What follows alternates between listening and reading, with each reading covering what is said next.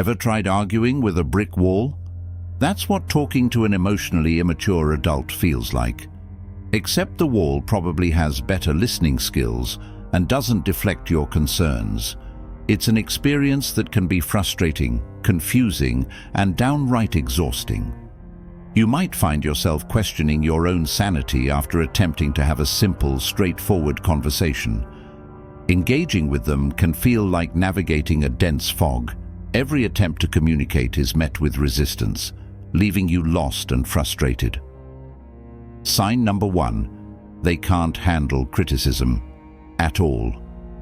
When we say they can't handle criticism, we're not referring to harsh insults or mean-spirited jabs.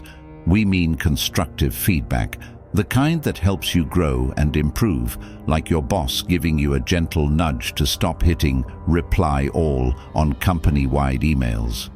For an emotionally immature adult, however, even the most gentle suggestion feels like a full-on personal attack.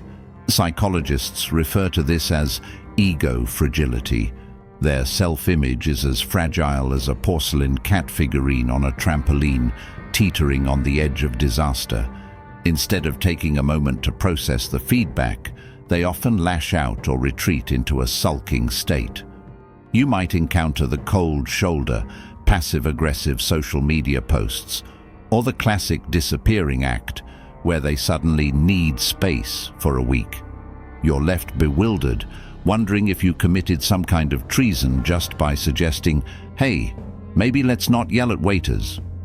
The crux of the issue: immature adults never learn to separate their behavior from their identity.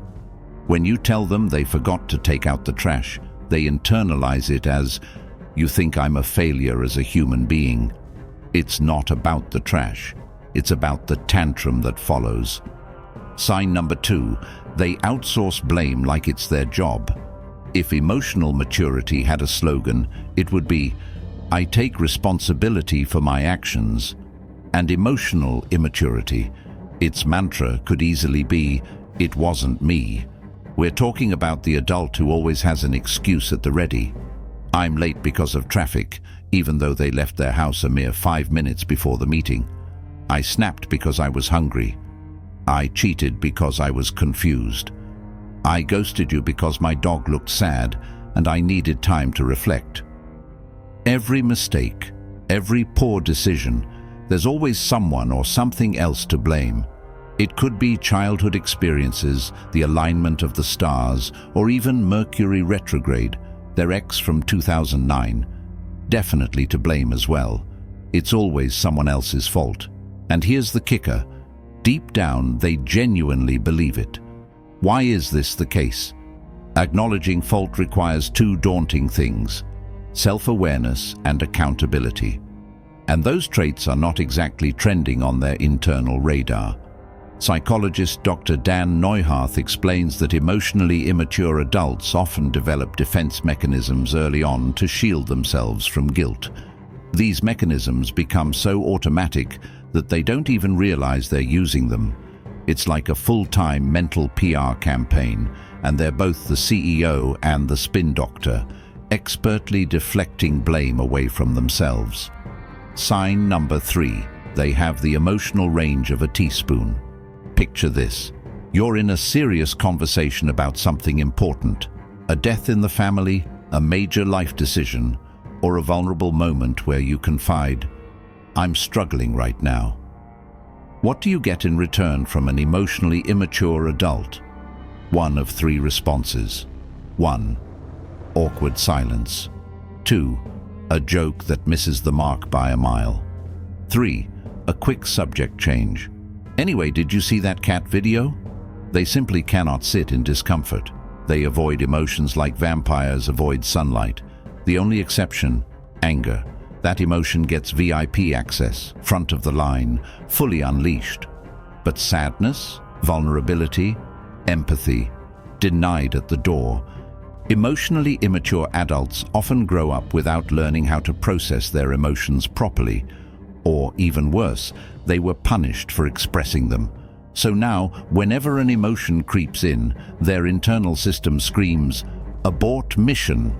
Instead of providing support, you receive deflection, sarcasm, or a swift dive into shallow waters. Depth? No, thank you. They prefer to keep things surface level, baby. And heaven forbid you attempt to explore your emotions. That's when they whip out phrases like, "You're too sensitive."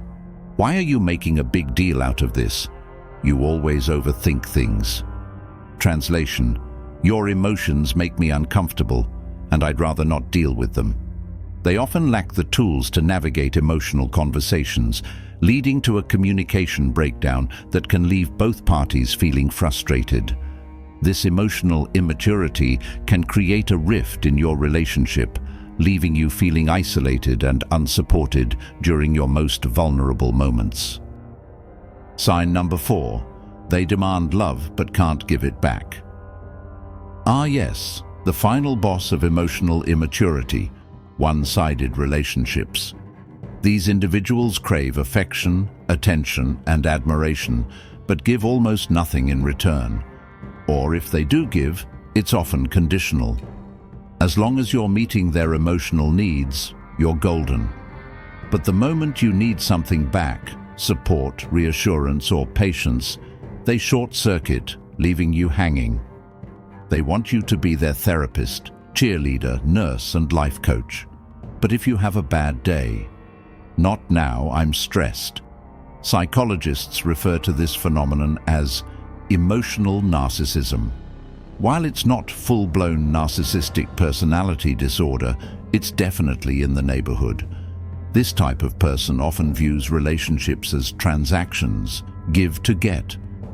Love becomes a currency, not a genuine connection. And if the emotional ATM runs dry, they don't ask why. Instead, they rage, withdraw, or guilt-trip you into giving even more. You might find yourself walking on eggshells, constantly monitoring your tone, overthinking your texts, and replaying conversations like crime scene footage just to avoid upsetting them. But that's not love. That's emotional hostage-taking. Want the twist? Many emotionally immature adults think they're amazing partners because they show love in sporadic bursts, big gestures, extravagant gifts, or over-the-top declarations. But what about consistency? Not happening. Emotional support? Forget it. Empathy? Not a chance. They confuse fireworks with foundations. The occasional grand gesture cannot replace the everyday emotional support that builds a strong, lasting relationship. And here's the psychological landmine. If you stay in such a relationship long enough, you begin to feel emotionally exhausted, disconnected, and unsure of your own reality.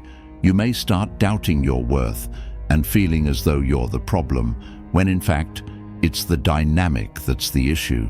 Because you're not just in a relationship, you're in a therapy session you never signed up for, the root cause of emotional immaturity. So how do emotionally immature adults end up this way? Most weren't born bad. They were raised in environments where emotional growth was stunted. They grew up in contexts where vulnerability was unsafe and expressing needs meant facing rejection. To cope, they built emotional armor so thick that not even the truth can penetrate. They learned to prioritize self-preservation over emotional honesty, leading to a life filled with superficial connections and unresolved issues. But here's the catch. Immaturity doesn't stay cute. What might have been forgivable at 18 becomes frustrating at 28 and downright toxic by 38.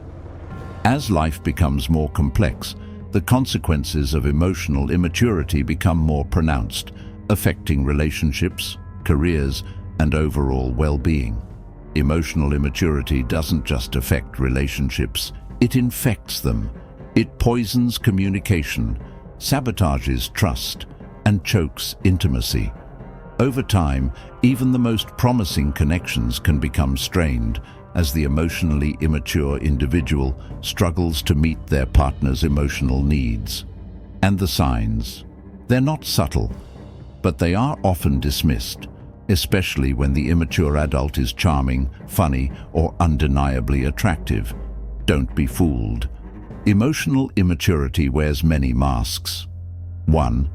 The guy who turns every conflict into a roast battle, making light of serious issues to avoid accountability. 2. The girl who cries when criticized but forgets why just 5 minutes later, making it difficult to address the actual concerns. 3. The friend who cancels plans but freaks out when you do the same, showcasing a double standard that can leave you feeling unvalued. 4. The co-worker who gaslights, blames, and then acts like you're the one causing drama, creating a toxic work environment filled with mistrust. Understanding emotional maturity. Psychology teaches us that emotional maturity isn't simply about age, it's about growth. It means being able to sit with your feelings without melting down. It's about admitting fault without collapsing into shame. It's about listening, empathizing, and responding, not merely reacting.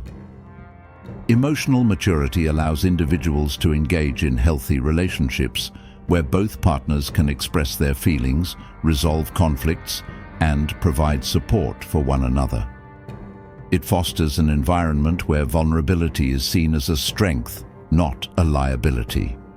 If someone around you consistently displays these 4 signs, they're not evil, but they are unequipped. Unless they're actively working on their emotional development, perhaps through therapy, self-reflection, or supportive relationships, you're the one left holding the emotional bag. Conclusion: watch the signs and protect your well-being. Recognize the patterns of emotional immaturity. 1. Can't handle criticism. 2. Always blaming others. 3. Emotionally shallow. 4. Takes more than they give. Don't try to fix them, that's not your job. Because you deserve relationships where maturity isn't optional, it's standard. Surround yourself with individuals who are willing to grow, learn, and engage with you in a meaningful way. After all, everyone deserves to have their feelings validated and their needs met in a healthy, reciprocal relationship. Emotional maturity fosters stronger connections, deeper understanding, and a more fulfilling life. It's time to prioritize these relationships, cultivate emotional health, and embrace a future where emotional intelligence reigns supreme.